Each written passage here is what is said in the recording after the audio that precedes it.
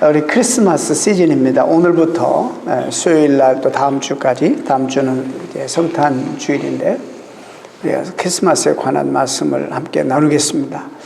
여러분, 이 성경 66권, 또 예수님이 이 땅에 오셔서 가르쳐 주신 모든 가르침, 이런 것들을 이제 세 단어로 요약하라 한다면 뭐라고 할 수 있겠어요? 오늘 설교 제목입니다. 이게 기독교가 다른 모든 종교하고 다른 또 어떤 차별성이기도 합니다. 비움, 그 다음에 채움, 그 다음에 나눔. 이것이 이 성경 66권을 요약한 세 단어입니다. 주님이 이 세상에 오셔서, 그러니까 하늘 영광 보좌 버리시고 자기를 비웠어요. 자기 모든 신분과 하나님 되심과 이런 걸 비우시고 이 땅에 오셨어요. 오셔서 또 오시자마자 성부 하나님께서는 그에게 오늘 말씀대로 은혜와 진리로 충만히 채우셨어요. 그래서 하나님 나라를 선포하시고 또 인간의 몸을 입고 오셨지만 그 하나님 되심이 있으셔서 끝까지 구속을 완성하시고 말씀하신 대로 하늘에 미랄이 떨어져서 그대로 있으면 아무것도 일어나지 않겠지만 그 미랄이 썩으면 많은 열매를 맺는다. 말씀하신 것처럼 당신이 친히 썩은 미랄이 되어서 십자가에 우리 모든 인류의 죄를 짊어지시고 돌아가심으로 우리를 구원해 주셨습니다. 자, 그렇다면 우리 모든 그리스도인들, 그를 따르는 그리스도인들도 주님의 모습을 담고 그 영성을 담고 그 가르침을 우리 본받아 따라서 해야 되는 것이 우리의 삶이고, 이게 성탄의 사실 의의입니다. 성경은 우리 존재를 자주 그릇으로 표현합니다. 우리가 그릇이래요. 그러니까 우리의 존재가 어떤 면에서 그냥 외적인 그런 존재 가치가 있는 것이 아니라 무엇을 담고 살아가느냐에 따라서 우리의 가치가 달라진다, 그런 얘기입니다. 그래서 이 그릇인데, 디모데에서도 집안에는 여러 금, 은, 동 여러 그릇이 있지만은 하나님을 기쁘시게 하고 하나님 앞에 쓰임받을 수 있는 그릇은 어떤 외적인 금그릇이나 은그릇보다도 어떤 그릇이든지 간에 깨끗이 청소되고 준비된 깨끗해진 빈 그릇을 하나님이 사용하신다, 그런 말씀을 해주십니다. 기독교 신앙은 내가 그릇이라면 먼저 무엇을 비워야 됩니다. 더럽고 추한 죄악된 것들을 자꾸 비우는 것이 신앙생활입니다. 또 비우기만 하면 안 됩니다. 비우기만 하면, 왜냐하면 동양 사상도 노자나 석가도 이 비우는 것에 대해서는 많이, 비움에 대해서는 이야기합니다. 그러나 기독교의 가르침은 비우기만 하면 또 더러운 것들이 다시 들어온다는 거예요. 그래서 비우기만 하면 안 되고 그 공간을 하나님의 것들로, 거룩한 하나님의 선하고 거룩한 하나님의 은사들로 채워 넣어야 된다. 그것도 풍성하게 채워서, 그리고 난 다음에 이것을 이웃과 우리가 나누어야 된다. 이것을 기독교에서 가르치고 있습니다. 근데 이 주님의 삶이, 이 가르침이 우리 모두에게도 적용된다는 사실을 여러분 아시고, 이것이 바로 우리가 2017년도 들어야 될 성탄 메시지다. 우리가 제일 먼저 해야 되는 것은 이때뿐만 아니라 항상 우리 더럽고 추한 것들을 깨끗이 정돈하고 비워내는 훈련이 바로 신앙생활입니다. 호흡도 들숨과 날숨이 있습니다. 우리가 내뱉어야지 또 산소를 우리가 공급하는 겁니다. 그렇기 때문에 참으로 이 중요한 것입니다. 비우는 것이 얼마나 중요한 건지 몰라요. 근데 우리들은 이미 더러운 죄악과 오물들로 가득 차 있습니다. 근데 주님께서 우리에게 선하고 아름다운 것들로 채워주시기를 원하시는데, 이미 나로 말미암아 내 욕심으로, 욕망으로 가득 차 있고, 항상 나만 옳다는, 그래서 우주의 중심이 나라는 이런 생각들로 내가 가득 차 있고, 부정적인 자아로 가득 차 있고 죄악으로 가득 차 있기 때문에 내가 비우지 않으면 거기다 주님께서 담으실 수가 없는 거예요. 그래서 신앙생활이라는 것은 곧 비우는 훈련이다. 여러분, 그 시인과 총장에 지난번에도 한번 소개해 드렸지만 참 이게 복음성가에 보니까 제가 만나봤는데 그랜 레피드의 워십 심포지엄에 왔더라고. 제가 이제 한 1700명의 세계 워십 리더들이 다 모이는데 한국교회 예배의 다이나믹스나 역사를 소개해달라 해서 제가 프레젠터로 가서 이제 강좌를 하고 있는데 거기에 하덕규 씨가 들어왔어. 그때부터 교제하게 됐는데 그 사람의 노래가 이런 거 있습니다. 내 속엔 내가 너무도 많아. 당신의 쉴 곳 없네. 내 속엔 헛된 바람들로 당신이 편할 곳 없네.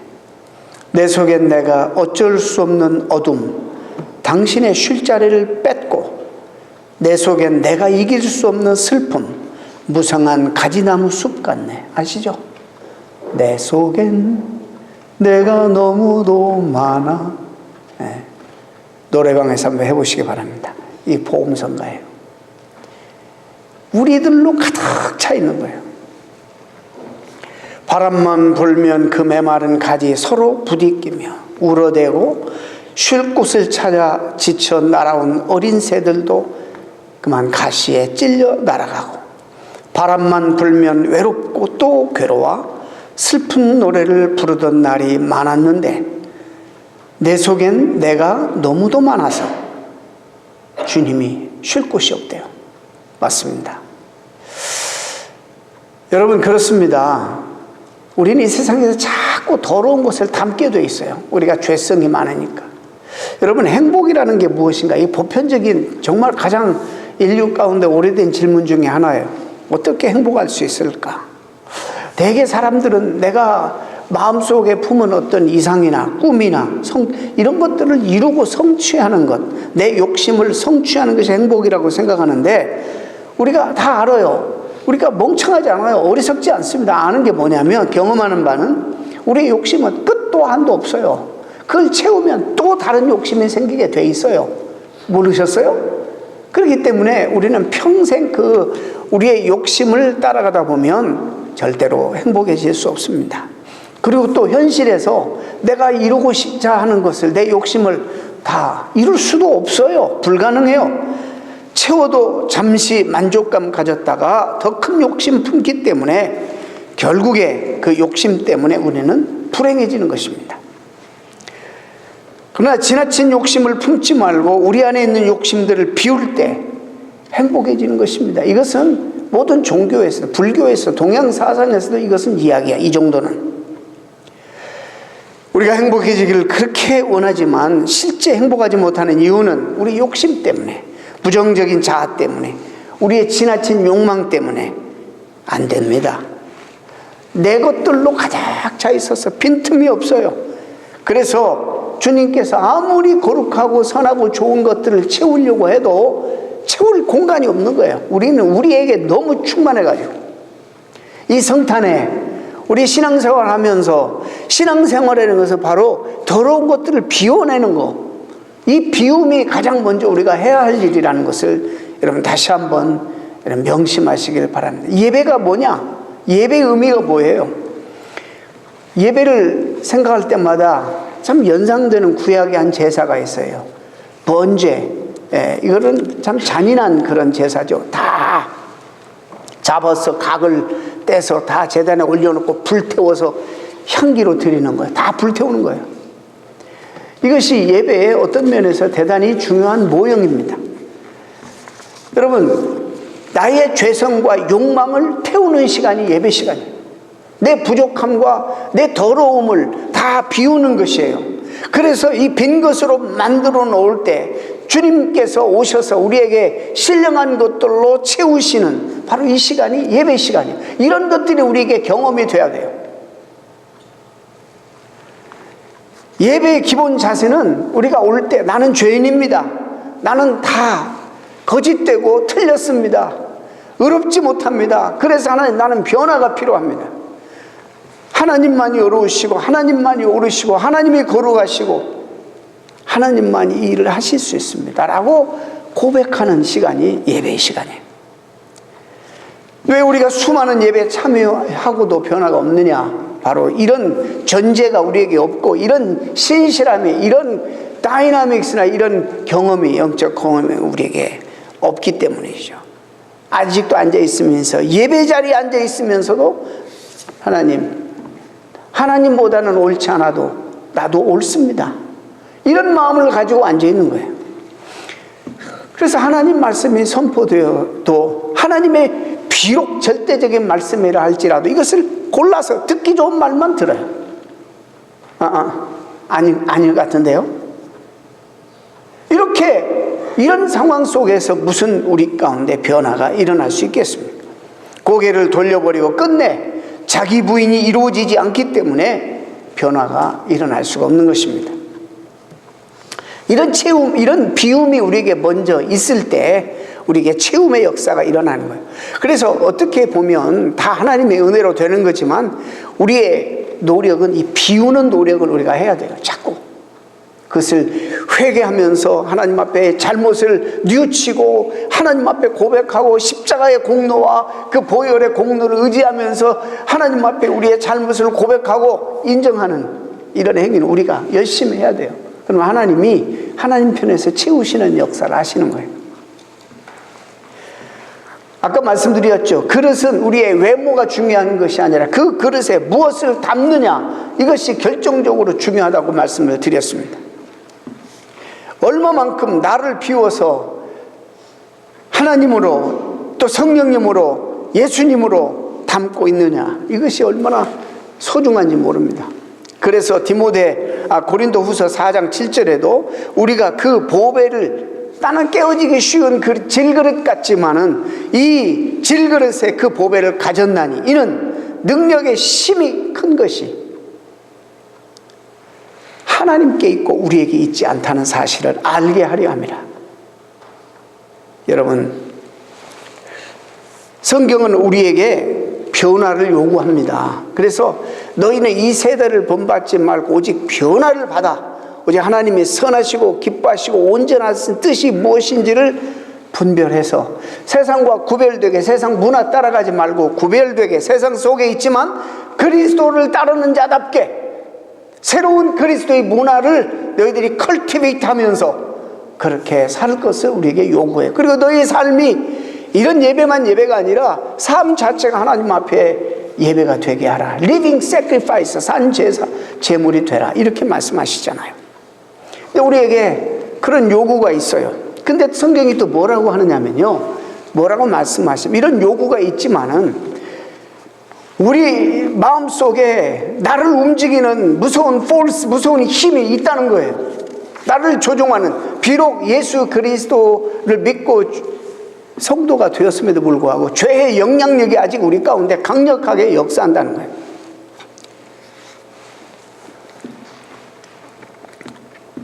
그런데 성경은 또 우리에게 어떤 소망의 약속을 주시냐면 그 힘을 능가하고 이길 만한 힘이 우리에게 주어지면 우리가 변화받을 수 있다는 거예요. 이길 수 있다는 거예요.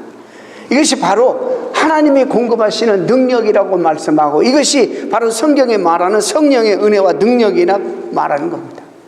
변화받고 변화해야지 삶을 좀 생동감 넘치게 살 수 있고, 그리고 우리 모두가 다 변화돼야 된다는 당위성을 다 알고 있지만 그런 힘과 능력이 우리에게 없는 거예요, 우리 스스로가. 그래서 한두 번 은혜 받고 깨달음이 있으면 한번 노력해봐, 해보는데 안 되는 거예요. 우리 힘이, 우리 안에 있는 그 힘을 이길 수가 없어요.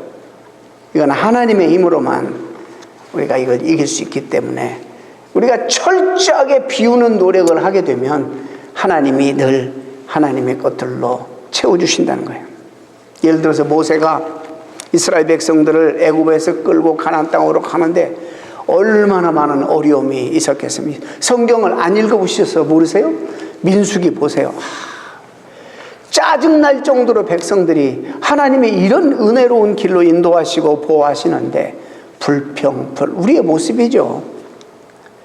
얼마나 불평불만하고 자기를 그 430년 동안 이 종살이하던 그들, 남의 나라에서 노역하고 벽돌 굽고 그렇게 노역하던 그들이 하나님 앞에 울부짖어 해방시켜달라고 그렇게 기도해서 하나님이 구원자 모세를 보내서 그들을 출애굽시켜서 지금 가나안 땅을 향해서 가고 있는데 얼마나 불평하는지 몰라요. 어떤 때는요, 마음에 안 든다고 돌을 들어서 지도자 모세를 쳐 죽이려고까지 했어요. 더 이상 당신은 못 믿겠다. 우리 가운데 하나 군대 장관을 세워서 다시 되돌아가자. 이러기도 하고 얼마나 불평하는지 몰라요. 먹을 양식이 없다고 불평하고 마실 물이 없다고 불평하고 또 만나를 실컷 먹였더니 또 고기 생각이 난다고 불평하고. 근데 이 모든 어려움 속에서 이 모세가 그 어려움을 극복할 수 있는 그런 힘과 능력이 그에게 있었어요. 하나님이 그에게 호렙산에서 애굽으로 보낼 때 상징적으로 지팡이도 주었죠. 그리고 하나님 하신 말씀이 있어요. 내가 너와 함께 할 것이다. 우리에게도 그런 약속이 주어져 있어요. 내가 너와 함께 할 것이다. 그리고 실제적으로 약속만이 아니라 그분이 오셨어. 나중에 말씀드립니다. 우리 가운데 거하심에, 거한다는 것은 우리와 함께 장막 지셔서 우리와 하나가 되셨다는 의미예요. 임마누엘, 우리와 하나가 되셨다. 우리 가운데 거신다. 모세에게는 이 모든 어려움과 저항들을 극복할 수 있는 힘과 능력이 그에게 있어서 하나님이 그 능력을 주셨어요. 그래서 백성들을 결국 그렇게 이끌 수가 있었습니다. 이 모든 저항을 이길 수 있는 힘, 누가 주셨어요? 하나님이 주셨다는 것입니다. 그래서 이 변화는요, 변화에 대한 높은 장벽 때문에 못하는 것이 아니라 변화에 대한 저항을 이길 만한 힘과 능력이 없기 때문이에요. 우리가 수없이, 그러니까 신앙생활 하면서 넘어지고 자빠지고 수없이 그렇게 하잖아요. 근데 우리가 해야 할 일은요, 우리가 자꾸 비우는 훈련을 열심히 해야 돼요. 비우는 훈련. 욕심, 욕망, 지나친 것들을 비우고 죄악된 것들을 비우는 훈련을 하게 되면 하나님이 채우시는 거예요. 언젠가도 말씀드렸습니다. 왜 우울증에 빠지는가? 왜 사람들이 일이 잘 안 되면 절망하는가? 왜냐하면 하나님께 가까이 가야 돼. 우리에게 애당초 이런 힘이 없어요. 내 안에서 나를 움직이는 힘을 이길 만한 힘이 우리 자체적으로 스스로 없다는 거예요. 자신의 힘으로 빠져나올 수 없다는 사실을 인정하고 하나님을 의지하고 그분과 친밀함을 도모해야 되는데 그러지 않고 연약하고 죄악된 자아에 깊이 빠져있기 때문에 그 수렁에서 빠져나올 수가 없는 것입니다. 저도 말씀드립니다. 그래서 우리가 신앙생활에 매일매일 해야 되는 노력은 죄악된 자아, 더럽고 추한 욕망들을 비우는 일, 이런 일들을 우리가 소홀히 해서는 안 됩니다. 그럼 하나님이 채우십니다. 참 재미있는 성경에 대조되는 그 동사가 이렇게 있는데요. 하나님이 이렇게 말씀하세요. 누구든지 자신을 높이고 자신을 높이는 자는 낮아질 것이고, 이런 말씀하세요. 근데 그런 문구가 성경에 자주 나오는데 우리는 어떻게든지 능동적으로 우리가 높아지려고 하고 우리가 뭔가를 성취하려고 하고 노력하잖아요. 근데 그렇게 안 된다는 거예요.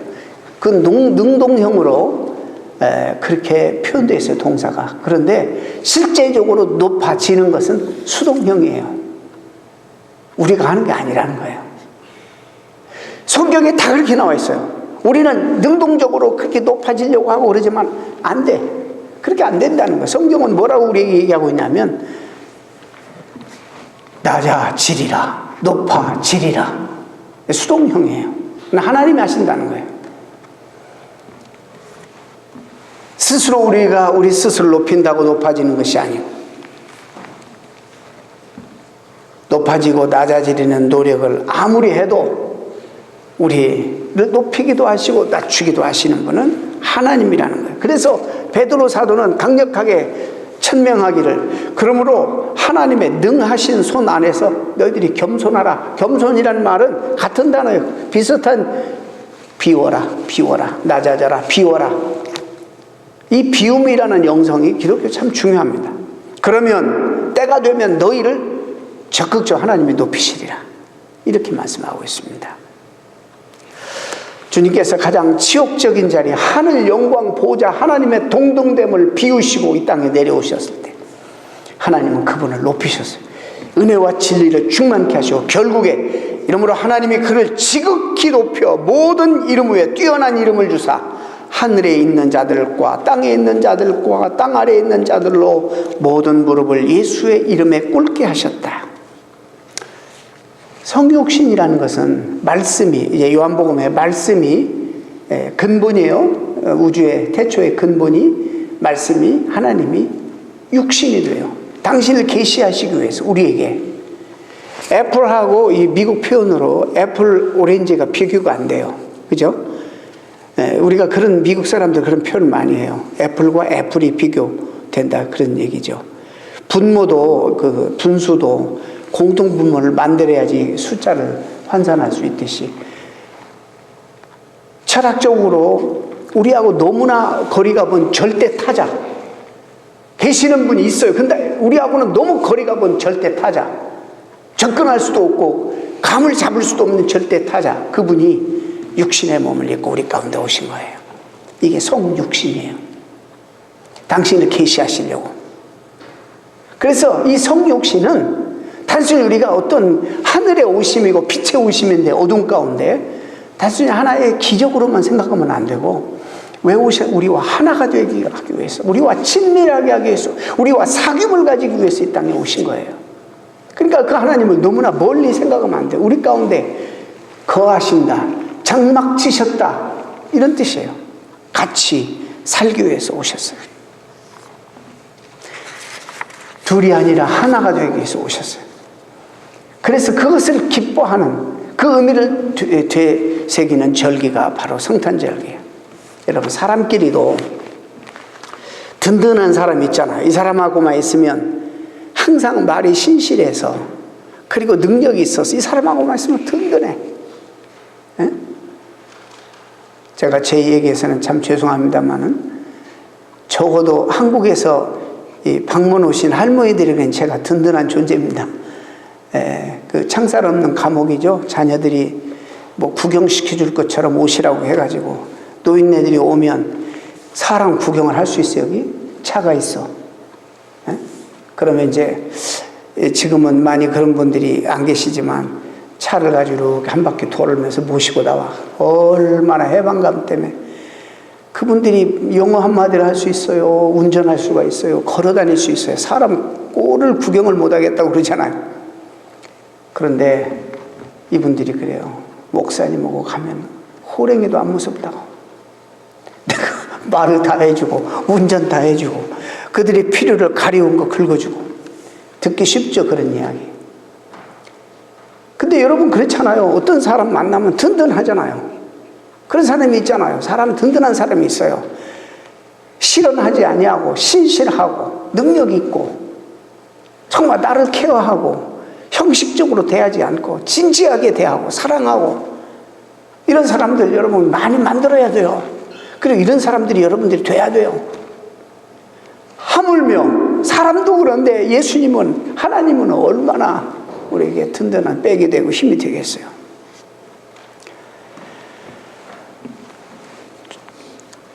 구약에 그 하나님을 경험한 다윗이 그 인생의 최악의 상황 속에 죽을 지경에, 죽음에 대한 그런 두려움 속에 늘 피해 다닐 때 광야에서 사울에게 잡히면 죽으니까 유리방황하면서 그 하나님을, 그 임재를 경험하고 이렇게 고백해요.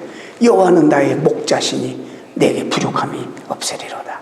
그가 나를 푸른 초장에 누이시며 쉴 만한 물가로 인도하도다.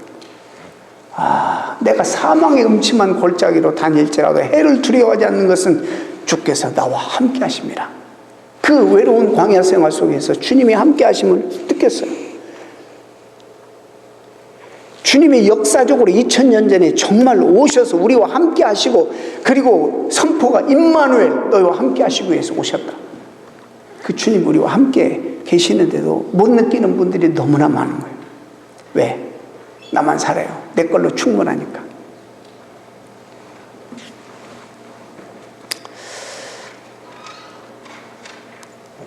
바람과 파도를 무서워하는 제자들에게 다가서서 말씀하십니다.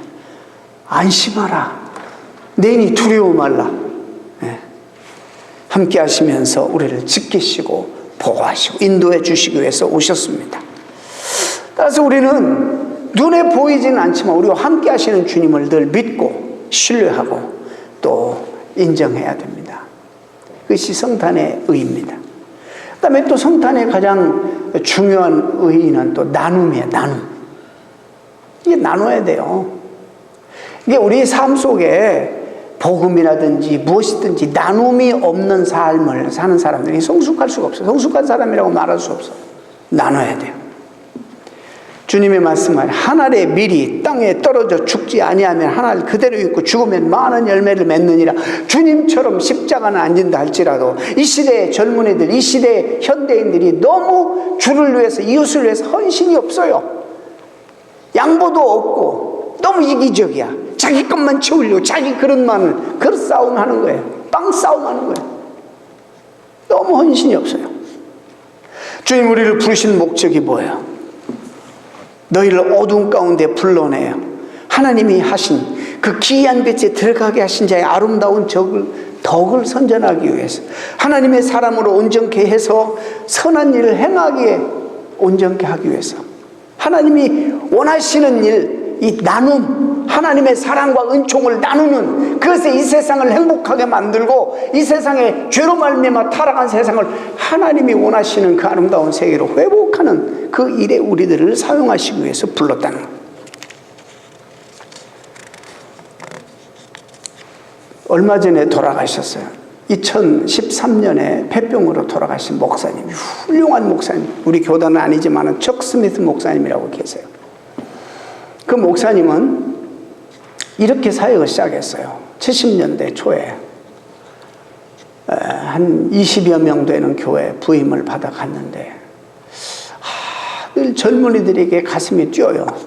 근데 그때 젊은이들이, 여러분 70년 초에 미국이 상당히 불안했습니다. 월남전쟁이 있었죠. 또 워터게이트 사건이 터졌죠. 이 월남전쟁을 하는데 수없이 많은 사망자와 희생자들, 부상자들이 생기는데 언론에서는 맨날 미국이 이긴다고 그렇게 보도하는 거예요. 그러니까 나중에는 젊은이들이 막 정부하고 언론을 다 불신해요.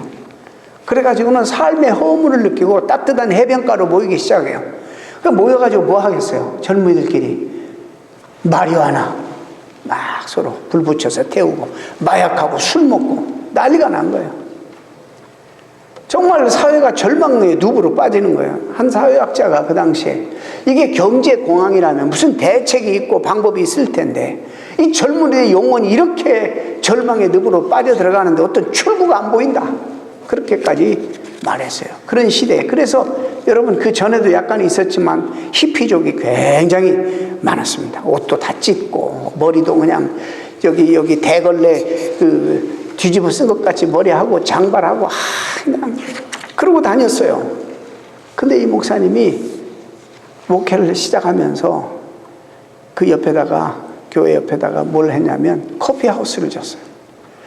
거기서 술 먹고 담배 마약하고 술 먹고 그러지 말고 와서 내가 커피를 맛있게 끓여줄 테니까 와서 커피 마시자. 그래가지고 다니면서 한두 명을 전도해서 커피를 대접했어요. 그리고는 그리스도의 사랑을 실천하고 복음을 전했어요. 이 친구들이 또 막 다른 친구들을 데려오는데 막 교인들은 처음에는 목사님에게 설득당해서 예산도 투자하고 굉장히 적극적으로 했다가 어이구 다른 세상 사람들이 오잖아요. 에? 그러니까 막 감당이 안 돼서 막 목사님에게 불평하기 시작해요. 근데 목사님이 우리가 이 교회가 이런 사람들을 위해서 우리가 빈 공간을 내주지 않으면, 우리가 낮아지지 않으면 어떻게 이들을 섬기겠는가. 사회가 벌써 이들을 무시하고 버렸고, 그리고 이들도 사회에 못 믿어서 저렇게 방황하고 있는데, 여러분 그 사역이 35,000명이나 되는 사역으로 크게 부흥됐어요. 그리고 돌아가시기 전까지 90개 라디오 채널로 전국에 매일매일 성경 묵상을 하셨던 분이에요. 척스미스. 훌륭한 분입니다. 그때 그 히피족들이 해변가에서 기타 치고 음악하면서 막 자기들이 그런 노래를 했잖아요. 그 시대에 정말 반항적인 노래 여기 와서 해라. 여기 와서 놀고 그 찢어진 바지 입고 와라. 걸레머리 하고 와라. 다 어떻게든지 와라. 다 모여들기 시작했어요. 그래서 그들이 가지고 있는 리듬으로 그들이 결성한 이 음악성은 얼마나 좋아. 여러분, 그래서 미국에 복음성과 부흥의 운동이 일어났어요. 그들이 결성한 그룹이 마라나타라는 그룹이에요. 유명합니다. 그래서 이들이 마리아나 그들이 대표적인 두 노래가 뭐냐면 작은 불꽃 하나가 패스란 큰 불을 작은 불꽃 하나가 큰 불을 그래서 어떤 사람이 그런 얘기해요. 이게 마리아나 피는 작은 불꽃이 우리가 이걸 큰 마리아나 큰 불 만들자 이런 것이 예수 그리스도의 복음으로 변한 거예요. 가치가 변한 거예요. 여러분들은 아실지 모르지만 옛날 노래지만 우물가의 여인처럼 난 구했네 이 찬양. 헛되고 헛된 것들이 구한 건 뭐예요? 마약, 이 세상의 향락, 술, 정말 헛되고 헛된 거. 그 다음 건 더 얘기 안 해도 여러분들이 짐작하세요. 뭘 구했는지. 사마리아 여인이 뭘 구했어요? 근데요, 그들 스스로가 변화받고 자기를 비우고 난 다음에 뭔 그런 가사를 하면서 하나님, 그때 주님 하실 말씀, 내 세매와 생수를 마셔라. 오 주님, 내 잔을 높이 듭니다. 세상 것들로 가득했던 모든 그릇에 잔을 비우고 주님, 내 잔을 높이 듭니다. 채우소서. 수없이 많은 젊은이들, 방황하는 젊은이들, 허무 가운데 빠져서 삶의 의미를 잃어버린 젊은이들을 수없이 구원해냈어요. 이 운동이, 이 마라나타 곡이 한국으로 예수 전도단이 데려갔어요. 그래서 예수 전도단 사역이 한국에 가서 많은 젊은이들에게 이런 임팩을 끼쳤어요. 이 또 하나의, 이건 뭐 제가 부정적이라 말을 좀 않겠지만은, 또 하나의 그 찬양, 양대 산맥에 있는 마라나타, 이게 좀 건전한, 하나님 빈야드라는 게 있어요. 이건 또 한국에 다른 데로 이렇게 다른 어느 교회가 계속 거기 연주를 대고 한국에 소개했죠. 아무튼 그리고 난 다음에 패스란 자기들이 배운 것, 이 불꽃이 큰 불이 되듯이 그리스도의 사랑과 복음이 우리가 받은 은혜, 우리가 나눠서 이 세상을 변화시키고 하나님 나라를 이 세상에 확장하자. 이것이 성탄의 의의고 이것이 바로 기독교의 영성이에요. 사랑하는 성도 여러분, 2017년 여김없이 또 성탄절을 우리가 맞이했습니다. 괜히 흥분하고 어린애도 아닌데 이제 상업주의로 이제는 많이 옛날처럼은 안 빠지지만은 그럴 것이 아니라 우리가 어느 때보다도 경건하게 주님이 왜 오셨는가? 나와 함께 거하시기 위해서 오셨다는데 내가 그걸 어떻게 느낄 수 있는가? 내가 그러면 그분이 주시는 그런 신령한 거 어떻게 내가 담을 수 있을 것인가? 내 욕심과 내 죄성을 비우고 하나님께 내 영혼의 잔을 높이 내어드려서 그분 것으로 담고, 이 성탄 시즌은 나누는 시즌 아닙니까? 아니, 이 시즌만이 아니라 우리 그리스도인들은 평생 있는 것 가운데서 나보다 못한 사람들에게 나누고 그렇게 살아서 우리 주변을 정말 아름답게 만들고 이 땅에 하나님의 천국을 이루는, 하나님이 원하시는 회복에 쓰임받는 주의 거룩한 백성들 되시기를 주님의 이름으로 축원합니다. 기도하겠습니다. 하나님,